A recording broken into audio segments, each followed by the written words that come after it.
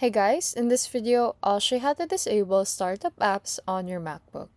This can help your Mac start up faster and reduce unnecessary background apps. So first, click the Apple logo at the top left corner of your screen. Then click System Settings.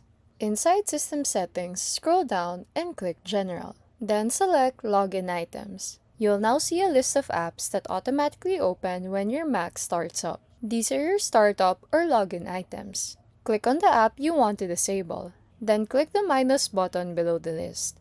The app will no longer open automatically when you start your MacBook. Scroll down a little more and you may also see apps allowed to run in the background. You can turn these off if you don't want them running automatically.